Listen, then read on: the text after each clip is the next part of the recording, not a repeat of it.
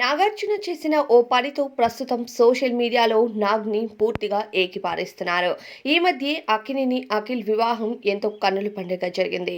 చాలా మంది సినీ సెలబ్రిటీస్ వెళ్లి నూతన వధూవరులను ఆశీర్వదించిన సంగతి తెలిసిందే.